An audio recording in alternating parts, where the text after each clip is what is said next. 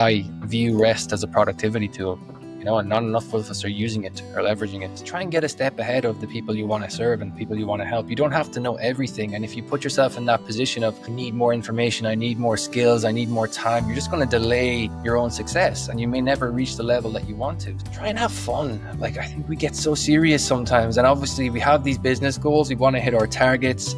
But if you can't enjoy the process, it's not going to be sustainable. And if it's not sustainable, you're going to burn yourself out, or you're just going to jump from one shiny object to the next, chasing these little dopamine hits. And that's why gamification works so well for me. I like to gamify the process. I create this little board, like a scoreboard for myself. I tick off my actions every day. And it doesn't matter if I don't, like book a sales call in a certain day. It's like, am I doing the right actions that will help me get to this goal? And if I keep doing this consistently. You're the master of frameworks. Do you have a framework to, when you need to reach an objective, learn, implement? Ideation, creation, execution. And I reward myself for the effort, not just for the outcome. Time often just has to catch up. Try and get a step ahead of the people you want to serve and the people you want to help. You don't have to know everything. And if you put yourself in that position of, I need more information, I need more skills, I need more time, you're just going to delay your own success and you may never reach the level that you want to. One very simple question. Do you find that gamification works for everyone? How close are you to reaching your business goals for last year, for this quarter? Yeah, I actually hit my first quarterly goal, but like for me, it was tough because last year I went to Brazil for 3 months and I slowed down intentionally, and it kind of freaked me out a little bit. I thought everything was just going to go bust. Luckily, it didn't. It was the opposite. It kind of re-energized me. So at the end of December, I set up my plan for this year and really pushed, and I got my community going again. I got some more clients in, and it just, yeah, it's like, we talked about it earlier, it's like nearly hitting that reset button helps you reach that next level faster. And that's why I view rest as a productivity tool, and not enough of us are using it or leveraging it. Kevin is one of my favorite people on LinkedIn. We've known each other for a long time, almost since I got here and started connecting with people. And I saw Kevin going from a communication coach to basically what I would describe as an incredible, successful business owner and a marketing coach, which is incredible. It's crazy. I mean, why did you become a marketer? Yeah, that's a great question. And to be honest, when I first got into online business during the pandemic, one of the first skills and online skills that I learned was copywriting. And I found this course, it was through Instagram actually. And I just remember I knew this person was using some sort of magic on me. I didn't know what it was, but it was working. And it was just the way they were framing their words, the way they were, it was like a VSL. I remember it. And even 5 years later, all I remember was a story from that video. VSL is a video sales letter, if you don't Yeah, know video the word. sales letter. Sorry. And I remember just thinking to myself, I need to learn this skill. And at the time, during the pandemic, I was already burned out of a job, like in teaching, that I wasn't really enjoying anymore. And I was looking to build something on my own. My dad's an entrepreneur. Entrepreneurship's in my blood, whether I like it or not. So it was just the right time to make that jump. And marketing was something I actually did not enjoy at all in the beginning. And then I just started to become obsessed with it, and it's kind of funny how this happens. You don't expect it, but yeah, kind of led me on this path to today. Yeah, this happened to me as well. I mean, I just started finding out that I couldn't build a business online if I didn't know marketing. So I went into the first. I don't even remember what was the first. I started with advertising. That was tough, and then I was like SEO, and I need to be found on Google, and it was like one thing built on top of the other, and I got lost. But I Yeah. got lost, and that's one of the things that I appreciate the most about you, Kevin, is how you learn something, you implement it straight away. I suck at this. And then you teach others to do the same. That is absolutely fantastic. And it reminds me of Frank Abernathy. I think that's his name, from Catch Me If You Can with Leo Uh-huh. DiCaprio. When he said, when the FBI guy asks him, so how did you teach a university's subject? And he says, well, I just read one chapter ahead. And that's such a great piece of advice for anyone in this game, like just try and get a step ahead of the people you want to serve and the people you want to help. You don't have to know everything. And if you put yourself in that position of I need more information, I need more skills, I need more time, you're just going to delay your own success and you may never reach the level that you want to. So just get in the game. As I say, get out of your head and into your body. The sooner you do it, the better. Okay, let's start straight away with frameworks. You're the master of frameworks. Do you have a framework to find out what you need to learn when you need to reach an objective? Learn, implement. Nice. Uh, Ideation, creation, execution. I try and frame it around this loop because I used to be the worst for getting stuck in idea loops. So I would always be coming up with ideas and thinking, oh, this idea is cool, that idea is cool. And I'd have a notebook full of ideas, but no projects launched or offers sold. So when I created this little system, it's like, okay, here's the idea. How can I make peace with it being at 80% and start creating the frame of what I want to offer or sell? And then how can I execute it? So that just moves you through this process. I frame most of my launches and offers now and little promotions around this ICE framework. And then I do a little bit of an evaluation afterwards as well, just to see what worked well, what didn't, what can I use again. And that just gets you out of that ideation loop where so many creative people get stuck sometimes, you know? oh, that's beautiful. And how do you assess? You Yeah. have a business goal, and your let's say that your business goal is to reach like the typical, no, 10,000 per month this quarter. How do you go down and turn that into ideation and then the creation of a process to get there, and then Amazing question. I like to reverse engineer the goal, whatever that goal may be. So, for example, if I look at like I want to make 10K a month or whatever, I need to look at how many sales I need to make, how many calls per sale, and I do the math and I reverse it into the actions. And I like to gamify the process. So, for example, whenever I'm setting up a campaign or a promotion and I have a goal, like for example, of hitting an income figure by the end of a month, obsessing over the outcome is not going to get me there. So I have to create the process. So if I want to make 10K a month and I know that I need, like, let's say 4 sales or 5 sales to do this, depending on what I'm offering, how many conversations am I having per day? How many DMs am I sending? How many of those are leading to calls? And how can I reward myself for the effort? Because there's often a lag time between the result we want and the progress we make. So I like to gamify the process. I create this little board, like a scoreboard for myself. I tick off my actions every day, and it doesn't matter if I don't like book a sales call in a certain day. It's like, am I doing the right actions that will help me get to this goal? And if I keep doing this consistently and I reward myself for the effort, not just for the outcome, time often just has to catch up. And if something isn't working, you have these little feedback loops. You can see, okay, I didn't send DMs for 3 days in a row. What was wrong with me? Why wasn't I doing that? Was there something in my what was process? wrong Did I with not me? have my scripts ready? Was I targeting the wrong people? You start to ask yourself the questions and you get faster feedback loops. So I set these up with clients now as well, and I give them rewards. I'm like, okay, here's your goal. You want to get 3 sales for this program in the next 2 weeks. Here's the actions you're going to take every day. If you do these actions every day, regardless of if you hit your goal or not, I'm going to reward you with XYZ. I'll give you a bonus session on this. I'll critique your sales page. I'll do this. So that motivates them to actually just do the work. And if you do the work and you do it consistently enough, I think you're going to hit your goals. I think most people just kind of get stuck in this overthinking mode, looking for that perfect strategy, looking for that silver bullet or magic pill. But a lot of the time, the answers you're looking for is in the work you're avoiding. You know, That's beautiful. Yeah, yeah, that's amazing. And I love how you gamify everything. Like one of my for core values, and I want to talk about core values. Playfulness is a value that I try and bring into my coaching business. And since this is the topic is like building an enjoyable coaching business, try and have fun. Like, I think we get so serious sometimes. And obviously, we have these business goals, we want to hit our targets. But if you can't enjoy the process, it's not going to be sustainable. And if it's not sustainable, you're going to burn yourself out, or you're just going to jump from one shiny object to the next, chasing these little dopamine hits. And that's why gamification works so well for me. You think about Fitbit, like people gamify their activity and they count their steps yeah, and they check how well they slept. They look at their sleep score and then they're like, oh, I want to go to bed earlier tomorrow night so I can get a better score. And you're nearly competing with yourself. And that's what gamification allows you to do. You step out of that comparison mode, the traps that we often fall into on LinkedIn, comparing ourselves to others, and you start competing with yourself. And before you know it, if you keep taking these actions, you see this version of your future self getting closer and closer, and you step into this new identity before long.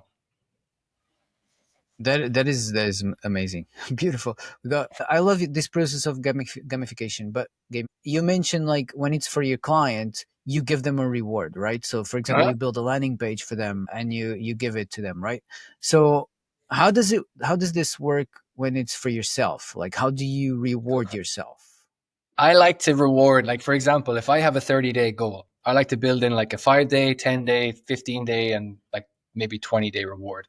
But the reward for like my 30-day goal is always the goal itself. So if it's a 10K month, or if it's trying to hit a certain like income target or whatever that may be. And what I do is I try and give myself rewards based on either things that are outside of work. So for example, maybe I want to book like a dinner with my partner, or I want to like book a holiday or a weekend away. I'll book like experience based things into it. But then basically, I'm just trying to delay gratification, because I feel like that's again coming back to what we're doing a lot with this game. We want to avoid what's easy, and we default to what's easy instead of what's impactful. Yeah, And that's why we chase these kind of dopamine hits, and we end up scrolling the feed for so long. And for me, if I can just get into that mode of delayed gratification and like do the hard work first and then enjoy the rewards later, it's so much sweeter when you do it that way, and you've earned it, you know. So for me, this little delayed reward system, I still get the rewards, but I don't get them until I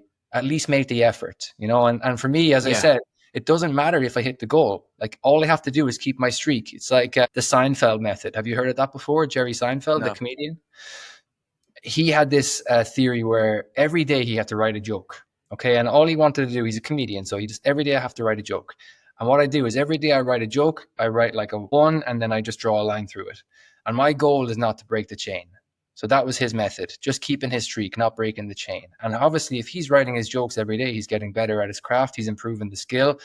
And it's not about some grand outcome or like filling out a stadium or whatever with people to come see his show. It's just mastery, like what you're here for, like focusing on continuous improvement, building the skill, and getting better over time. And that's how the gamification works too. this is major. You said something really important here. So you don't reward the result; you No, reward the effort. yes. And that's how you switch from extrinsic motivation to intrinsic motivation. So extrinsic motivation is where you're looking at the outcomes, the results, Yeah, the 10K months, the status, the new car or whatever else. yeah. You get Where trapped in frustration, right? Yeah, absolutely. And I've done that, and I've had to learn that the hard way.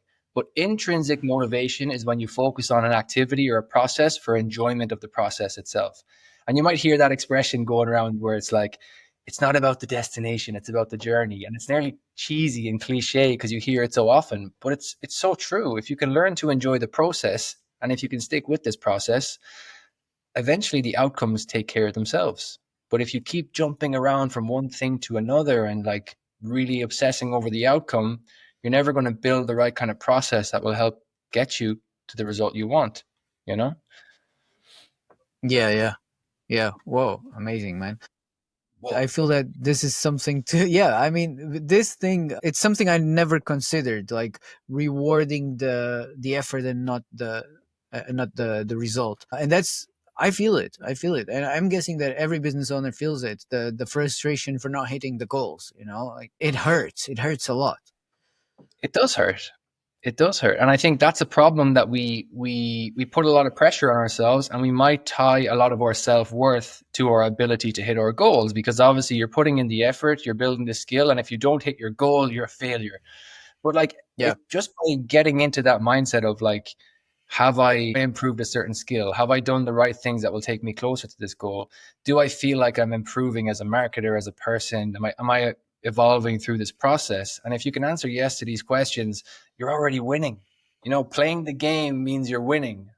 And if you're just sitting on the sidelines, or if you're cheering for others and watching them collect these wins, like, that's just going to make you bitter and resentful, and you'll start to blame yourself. When, the sooner you just get into action and just start playing a game designed in a way that helps you see your progress, you'll start to really, the whole experience changes, and that's why I'm so that's adamant beautiful.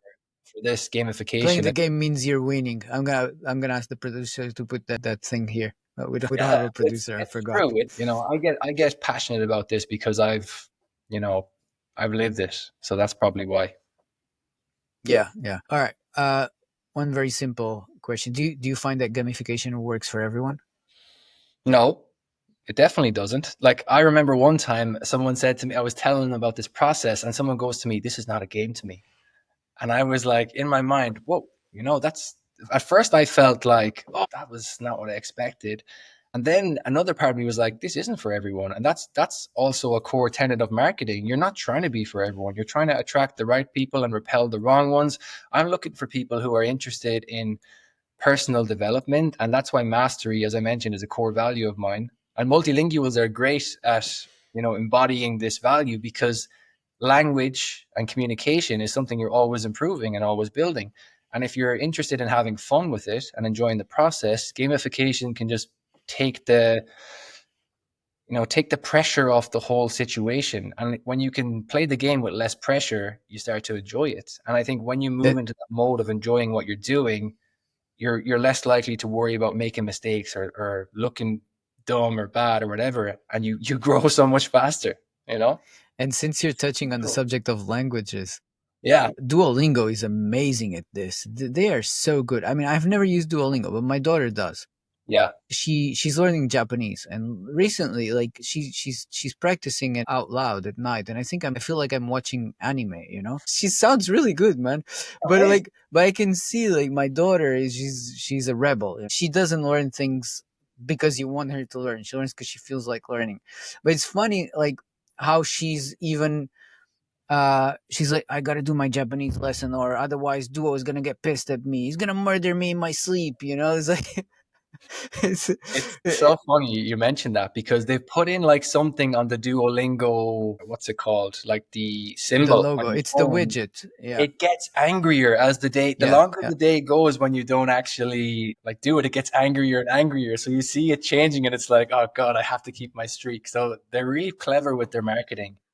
They are. They are. They're amazing. I mean, they're one of the best at the moment. All right.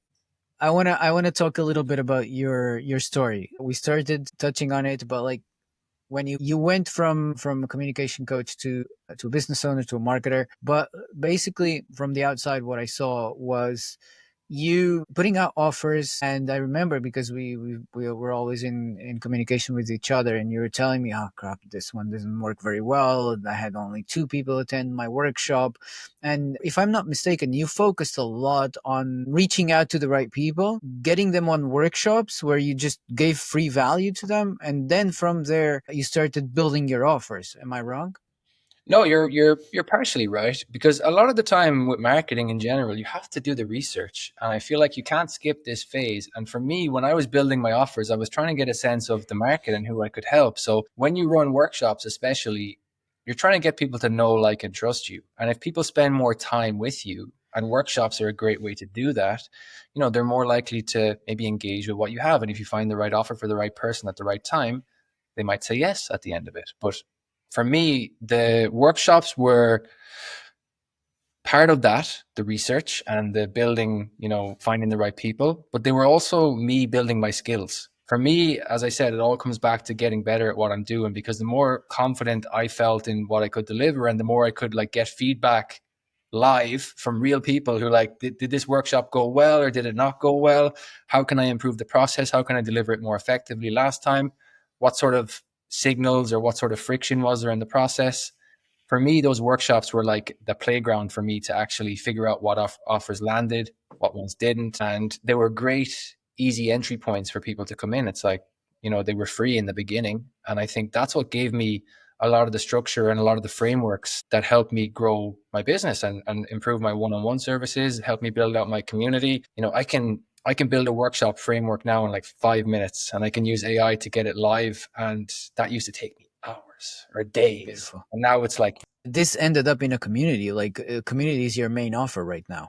right now, it was a passion project of mine for so long. And I got it, it was something I always wanted to do. I love community, like I really do. And my one-on-one offer is still like I've got like 7 clients in for my one-on-one at the moment, and I've got my community as well. But the community was something that I wanted for myself. Like I didn't have that when I started out, and I felt like there was just I was in a community that I hated. Okay, I won't say what it was, but I just did not feel like it was valuable, and I just felt Yeah. like I wanted to create something that the past version of me could use and get results with faster. And I absolutely love it, man. I could talk about it for the rest of the thing, but like people have come into it like since January. One person basically had this fear of switching to a brand new niche, brand new offer, had been on LinkedIn for like 2 years and just felt like she needed permission to do it. And it was like, okay, let's build it, let's test it, let's make it work. And in the last month or so, she's got her 4th client in for this brand new offer. She's like having pinch me moments. She can't believe that she's doing this. And this is kind of what I wanted, to help people step into their potential and step into their value and be brave enough to go after what they want and not feel like they have to do a certain thing or follow a certain path. And I just love being able to help people in this way. So for me, That's it's, amazing. And business yeah. wise, how does the community score in your business? Like, meaning, is it, could you change everything could you focus on the community only? Would you let go of the one on ones? Like, what are your plans there? Yeah, no, that's a good question, and it's something I have thought about because the community is something that, like revenue wise, it's not the best thing for me. Like it's something that brings in like residually like 1K every month. But for me to, I've already seen how this model could evolve into like a mid-ticket group coaching offer that could bring in like higher end clients. So I've Yeah. got them like it's been great practice for seeing how this could evolve. I haven't decided yet if I'm going to change it or remove it. Like I want to keep it going for now because the results that are coming out of it and the people who are in it are just amazing. And I'm not rushing it. I think my biggest challenge with that in the beginning was, me, I like to go fast. And when things aren't moving as fast as I want them to be, I start to feel impatient and I start to feel a bit stressed. So yeah, for me, I love the community and I definitely want to continue doing some form of, this kind of evergreen group going forward and maybe building it in a slightly different model. But I think when you can go live every week with a group of people, they hold you to a higher standard. And for me, like, I love improving, I love getting better. And if you become accountable to someone other than yourself, like a group of people, it just elevates you to that next level. And I've gotten so much better in the last few months at even improving my own processes and systems because people are like, I'm struggling with this. Yeah. What should I do? And it's like, oh, I could build something for you. I could use that too. Now I'm getting better. So everybody wins. It's like this virtuous cycle.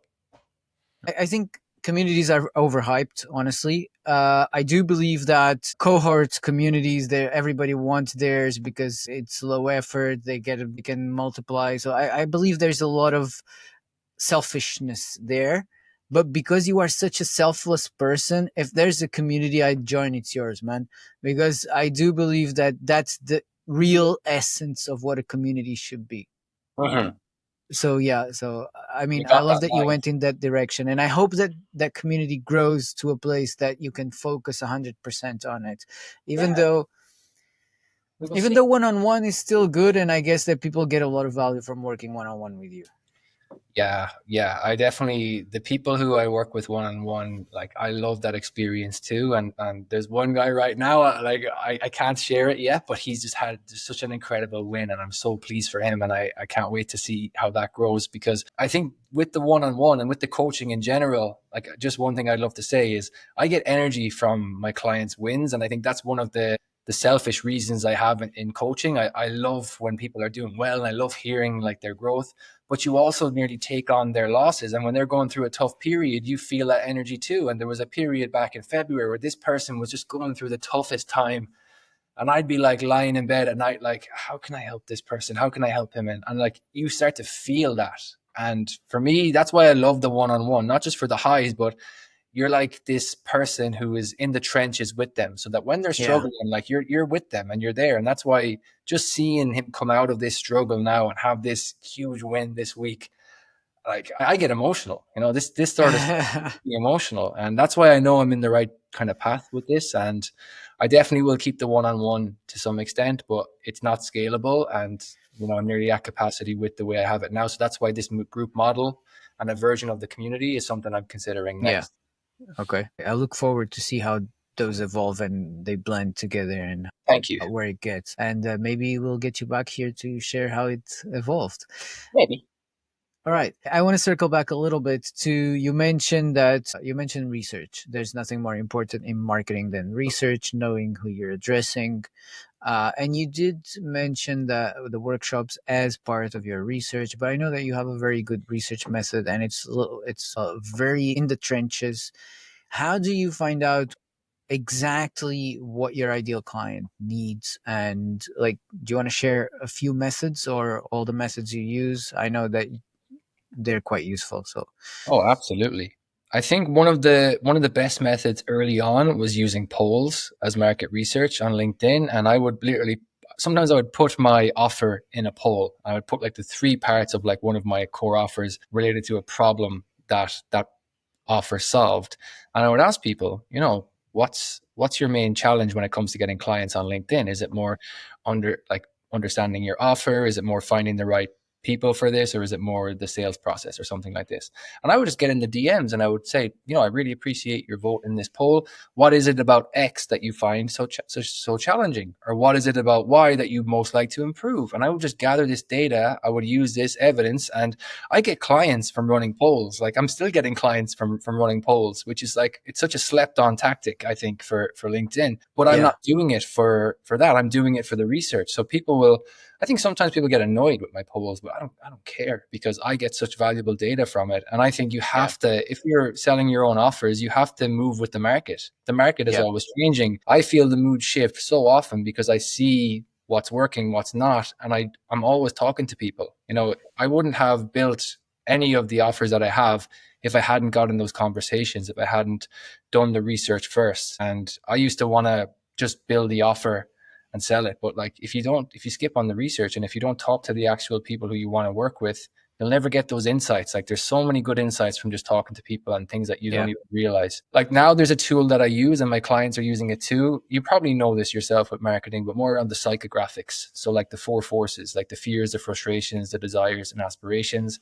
And I've built like a custom GPT which can now do a lot of that market research for you, and it can validate what you're already thinking, but it can give you new angles and insights, and I throw my content into that now. So I'll pick out a specific frustration. I'll get it to build a problem post for me, and I'll kind of check the post and I'll put it up. But it's like doing 80% of the heavy lifting for me now. And I know it's a pain point because I've seen and heard it before, and Awesome. it works really well. So AI is getting better and better now at helping with the market Is that research. GPT exclusive for your clients? Community. I build them in my community. I've got like 10 different GP. I can send it to you. Okay. And maybe if someone watching this is interested in that GPT, they can send me a message and I'll share it with them too if it's something That's they where I want to was use. going. Yeah, Yeah, because like market research is so important. And if anyone is yeah, actually willing to do it, then I encourage it. It will help you so much because it makes you more confident in not only in your process, but in the people you're trying to serve. And that's why empathy is so important in this. So understand your dream right. client. Use Right. the four If you're forces. and you'll find the link to Kevin's profile in the description. So just go and reach out to him. Yeah. All right. That's awesome. There.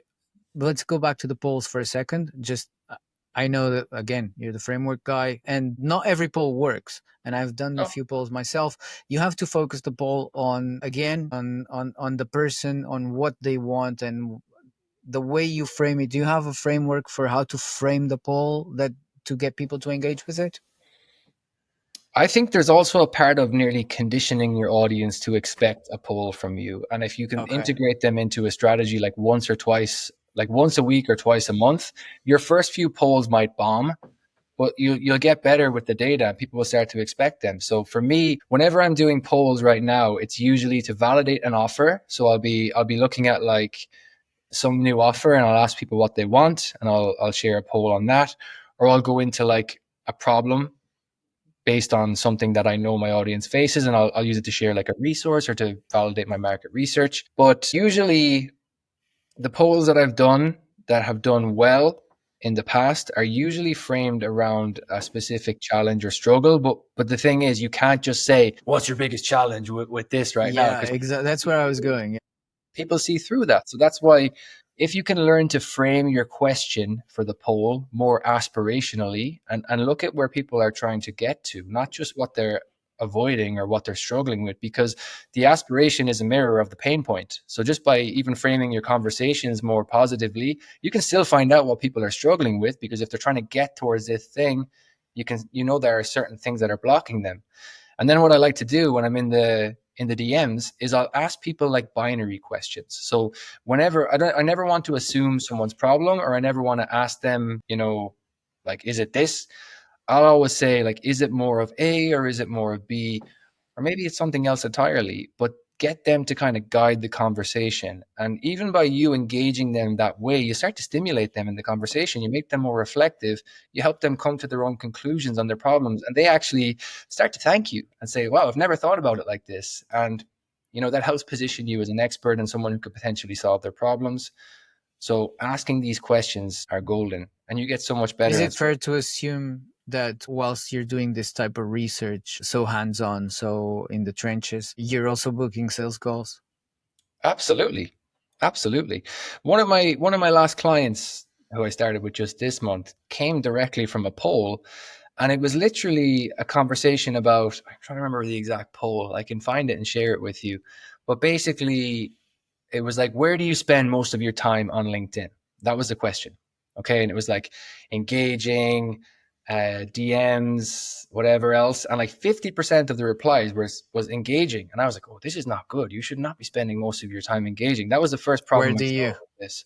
In the I know DMs, the answer, but yeah. in the DMs. The DMs lead to calls. The content is a bridge to the conversation. The conversation is a bridge to a call. Spending too much time commenting is not a good high ROI activity, So just, it's a trap.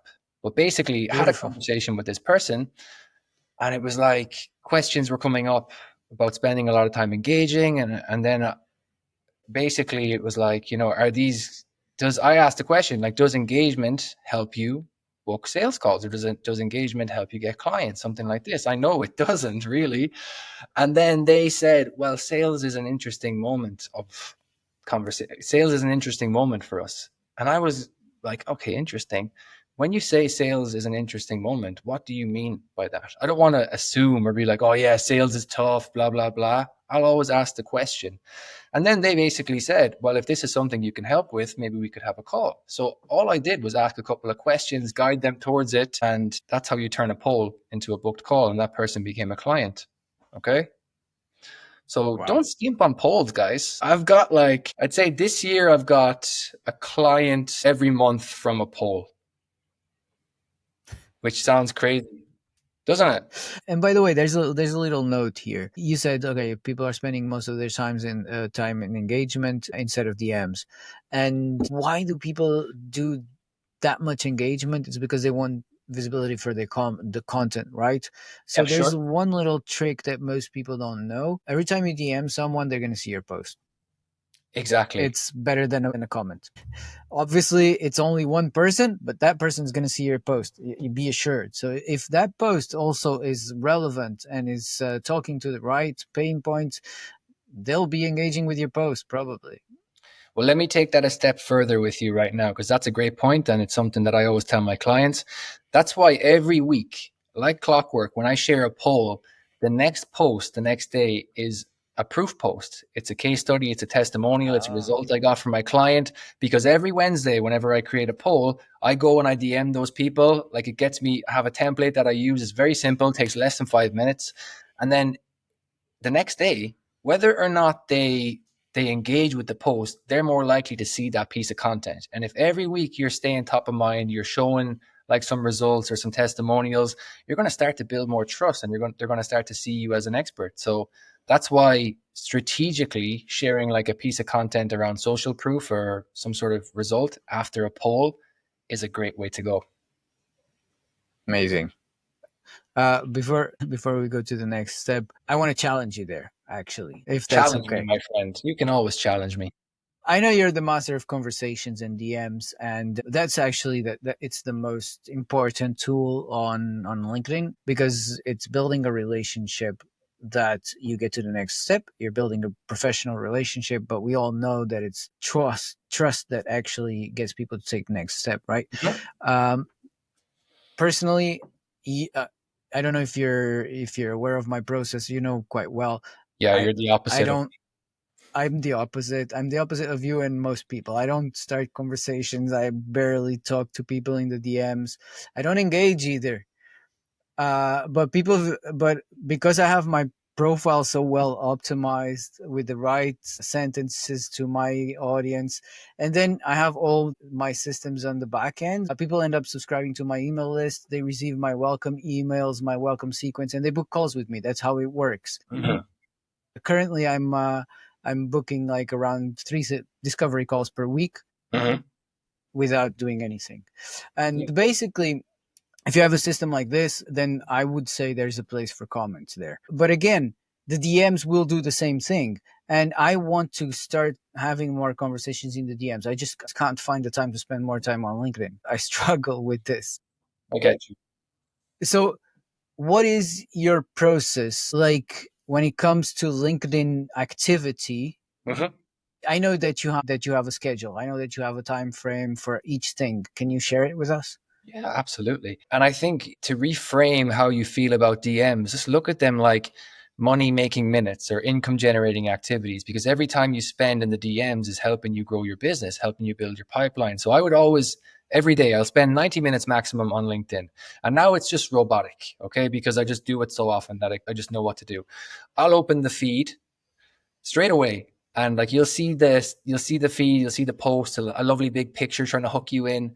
And I go straight down to, well, I don't do it anymore because I have condo, but I go straight to the DMs. I start with the DMs. You know, I send at least a couple of messages to my dream clients. I have them filtered by a tag, and I have a framework that I use for DMs. Okay. So basically, I look at it across four stages. The first stage is rapport. Okay, so if I'm starting conversations with new connections, I'll send a message where I look at their profile, usually their headline or their banner, and I'll ask a specific question. Usually the question is something like, you know, I saw your post on this, or I really liked your headline.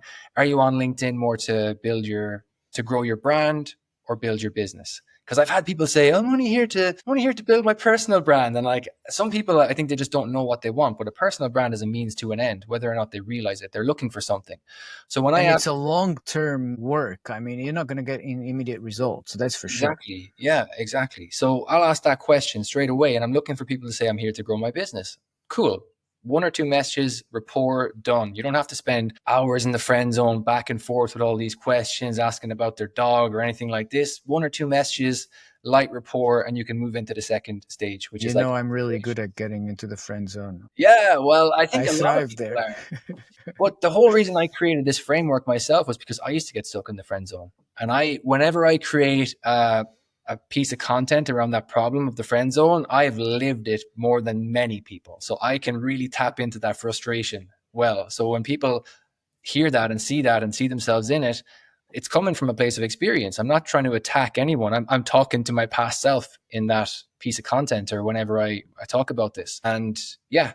And then when you move past rapport, like if you can just take one thing away from this right now to get out of the friend zone is move into questions around aspirations. And aspirations could be two ways. You could go into the challenges and the problems that you solve, or you could ask people what they're working towards, what they're excited about, what's something in the next 3 to 6 months that they're trying to do in their business. Okay. And like now you've got more data, more analysis for how you could maybe align your offer with their ambitions, because any good negotiation has to feel like a win-win. And if you can't really align with someone and where they're trying to go, they're going to see right through you and it's going to Yeah. come across like a transactional conversation. And whenever I'm in the DMs now, it's like, how can I help this person? Even if I just give them a tip, a piece of advice, like sometimes my conversations will get to this point and I might just say, I can tell this person's not ready to work on something like this just from having the conversation with them. So it's like, if you want some, like, let me know where you're stuck or where you're struggling. I can share some tips with you. I'll drop them a quick voice note and I'll just let them go and just build a bit of goodwill. But now I can filter a lot easier with whom I'm having conversations with so I can manage my time more effectively. So, like, going back to your question, 30 minutes max, in the DMs, 5 to 10 conversations. Sometimes I might go a bit longer. If someone is replying to me straight away, I see that as a signal. I'll move that conversation to the next stage as quick as possible. So if someone is active, even better. But I do my DMs in the morning because if I don't do my DMs first, a lot of things come up, client work, you just get tired. And if you're trying to write DMs in the evening, your brain is just like not fully there. So write your DMs, send your messages when it's fresh. Just see how many money making minutes you can stack up. 10 minutes, 15 minutes. And again, like build it up over And then time. you reward yourself. Yeah, like every week. Like today's Friday, I might go for a pint this Friday. To be honest, what I do now is really funny. Like I have to shout out Mitchell Tan, who has Condo, and what I use for DMs now. Just that concept of inbox zero. Like, I don't know how many open DMs you have in your LinkedIn right now, the ones you haven't replied to. But if I can get I back, reply to everything. I yeah, don't because I have very few conversations going. yeah, but if you're sending, like, imagine me, if I'm sending 10 to 15 DMs a day and I end up with like 50 to 70 conversations a week. And if I'm not staying on top of that, it gets out of control very easily. So by Friday, just having a little challenge for myself to get back to inbox zero and seeing that fresh little screen on Condo, that's a nice little win in itself. And that's where the gamification in me is. All right. So what's the framework for the DMs? Like build reports? Do you have a framework there? Yeah, 10 messages or less, you can book a call if you're using this properly and you're asking the right questions. So it's rapport, aspirations, interest, negotiation. I mentioned the win-win negotiation and I talked about the rapport, 2 to 3 messages, ask about their goals or get into their pain points if they're willing to share. So it's rain. Yeah, rain. Okay, you want to make it rain. Okay, so that's why it's aptly called so. But basically, I think one of the hardest parts for people to use this is the transition. Okay, they don't really know how to transition through the phases. Okay, and Yeah. that's where the practice comes into it. I've actually built a custom GPT on this where I help people. It simulates a conversation with your dream client, and it gives you like 10 or 11 messages to try and book the call, and it gives you feedback at the end. It tells you what you did well, what you can improve upon. And I've had people tell me that they're actually He using. built a game. Yeah, but I have different levels. Okay, Oh my god. but it's just to help people build the skill. Okay. It's not to turn it into a game for the sake of making it fun. It's like, this is a skill. Like DM Yeah. strategy is a skill, and everything you do to build your skill helps you get faster at, your level of success. Like there's a great framework, a mentor of mine, Sean Anthony, taught me. Was like, success equals V multiplied by T multiplied by S. V is volume. Okay, so how much of the reps you're doing and how if you can send 50 DMs a week, 10 a day, that's your volume. Okay, time, which is how consistent you're being and doing it. So not just sending 50 messages in one week and sending nothing the following week. And then S is skill. So by doing it at a good volume over a certain level of time, your skill level increases. And when your skill level increases, you get faster at it, you get better at it, your results improve. And that's like a simple formula for success. And you can apply that to your DM strategy, to your content strategy, to your sales calls. Volume multiplied by time multiplied by skill. Beautiful. Okay, the last step is sales calls, right? But we skipped one. You did your research, you taught people how to do their research, building the offer. Is there anything that we could do a couple of episodes on this alone, but like some quick tips on how to build the offer when it comes, like, you already did your research, you know what they need. Now how do you build the offer? Like, I think the offer is the most important part of the process, because the clearer you can be on your offer, like, it ripples into everything else, your content, your messaging, your sales calls. A clear aligned offer makes everything easier. And for me, the offer is totally different from your service. Okay, a lot of people are focused on like what their service does well and like what skills they have and how good they are, but the offer is like how you present it, how you position it, how you package it in the eyes of your dream client so they can say yes to it. Okay, so for me, again, I've built a few custom GPTs based on frameworks I've used, but one thing you can do is think about your offer and nearly just try and take yourself out of like what you want to sell and just look at it from your client's perspective and try and find holes in your offer. Try and find reasons for them to say no. Like, try and find their 3 biggest objections. and then use those objections and turn them into like bonuses, turn one of them into a lead magnet, turn them into something you can offer for free to try and pre-handle some of that sales resistance. So before you even get on the call, you've built some goodwill, you've shown some value. And that's what I've done for like the last year. I've That's turned beautiful. That's like offer building 101 for expert marketers. Actually, you discover the objections and you package them into bonuses in your offer. I yeah, mean, I learned that from Steve Larson, yeah, who's the it's master of offer building. yeah. If you see emails, I think I was reading emails and I start to see people's emails and I see like bonus one, bonus two, and I'm like, that would be a reason why I wouldn't buy this. So that's why it's great to like read good copy, learn from great experts, and try and reverse engineer like what they're doing. Like what makes you read something? Why do you lean in instead of like click away? That's where you can find so many good signals. And yeah, I think we could do a whole live on offers because this is probably what I'm Yeah, most yeah. obsessed about. I know. I just wanted to touch on it because I feel it's important before we get to the sales call. And you've done a great job just in 2 minutes just talking about offers. I love it. All right, now you've got them on a call. You got them on a call. What are you going to do? How do you handle the call and how do you turn them into clients? Yeah, I think like my approach to sales calls has changed over the years. In the beginning, I was always following like a script. I was nearly robotic on a sales call. I was so focused on saying the right thing that I wasn't really listening. And now I'm so relaxed on a sales call that like it just changes the tone of the experience. And I'm more focused on active listening, on really understanding what the problems that they have are by asking, not being afraid to ask the hard questions. So, for example, I'm very high in empathy. And sometimes I'll know when someone is feeling uncomfortable. And because of that, I'll avoid that issue. I'll avoid that topic because I can see their eyes Yeah. like looking away to get out of the screen. I can see them touching their face. I'm paying attention to the visual cues. And in the past, I'd be like, oh, I better not talk about that. And now it's like, okay, this is making them uncomfortable. Let's dig into this. But let's not do it to make them feel bad.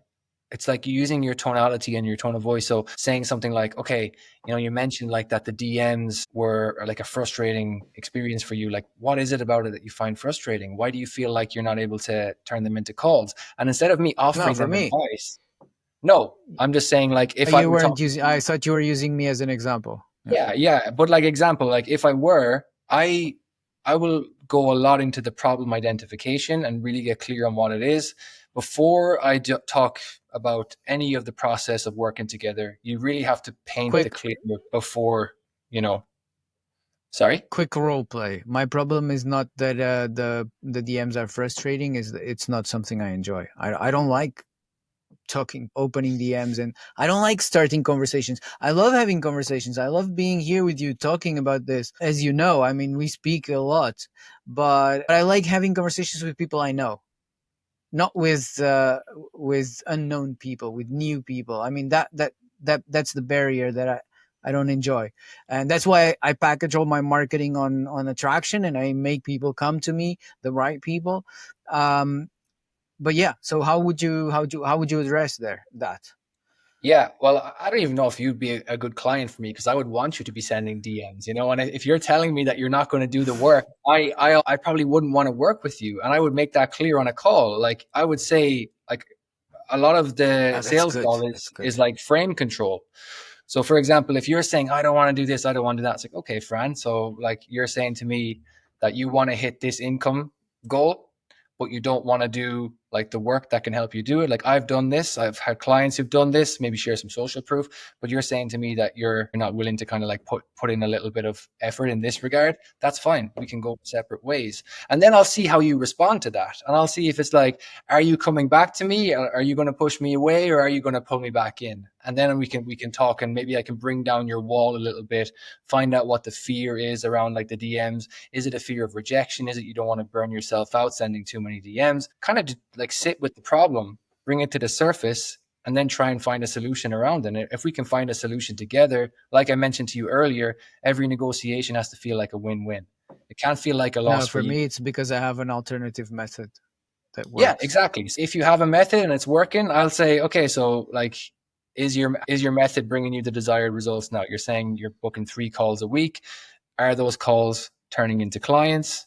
how You're much very revenue have you qualified. made like the last month? And we could talk about the problem or where that's falling short. Yeah, And maybe it's not a problem yeah, with your attraction strategy. It could be a problem with your conversion strategy. So I would talk to you about how yeah. I'd work with you in sales capacity. Maybe do like a role play or two, get you prepped for a sales call and show you how to close more deals because you have a good system. That I could use. Yeah.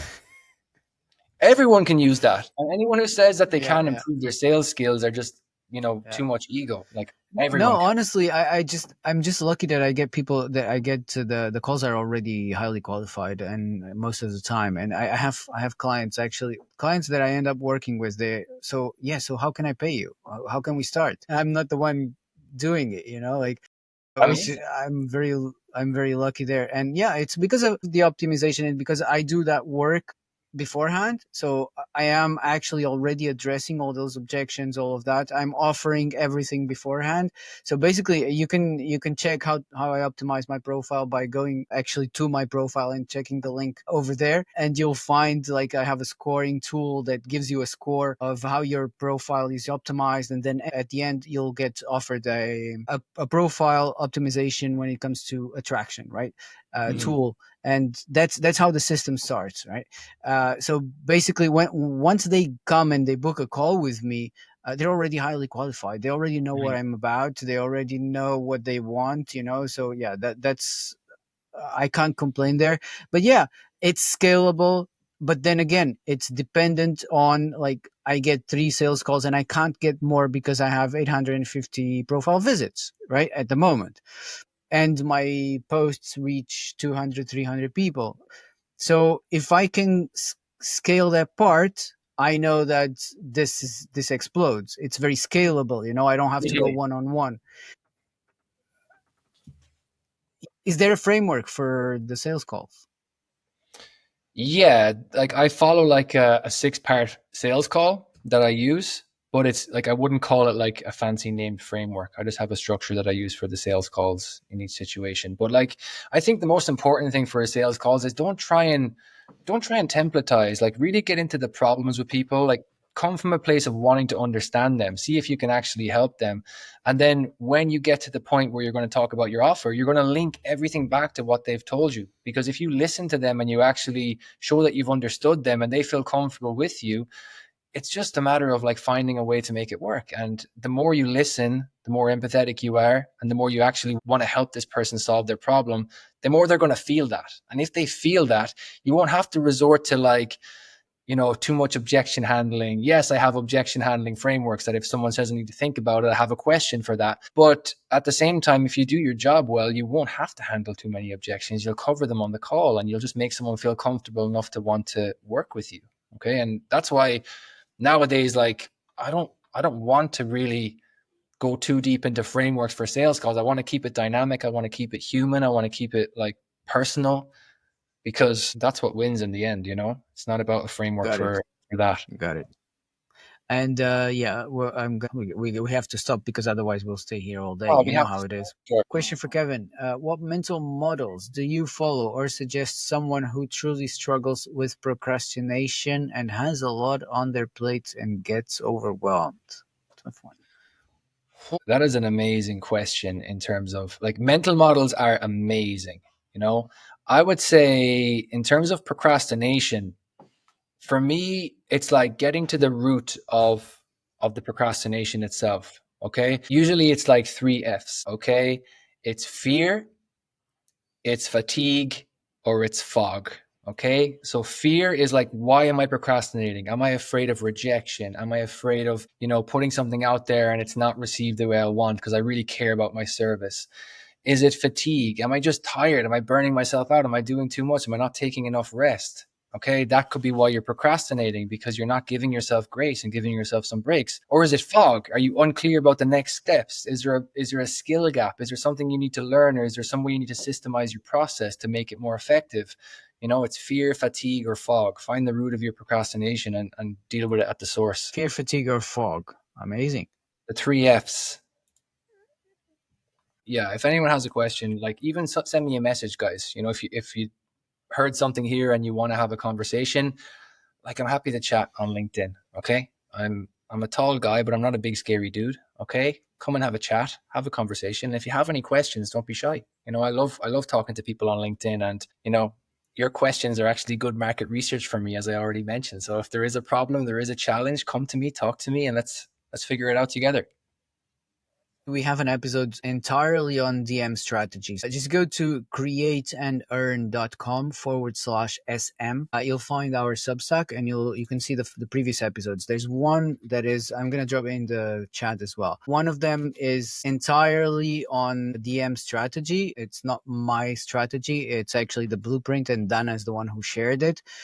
It's very similar to what Kevin does, but we broke down into a framework step by step. So you'll find the Awesome. written version, and if you want to watch the episode, you'll find it there. So there you go. Thanks a lot, Kevin. Yeah, guys, Amazing. thank you so much, Fran.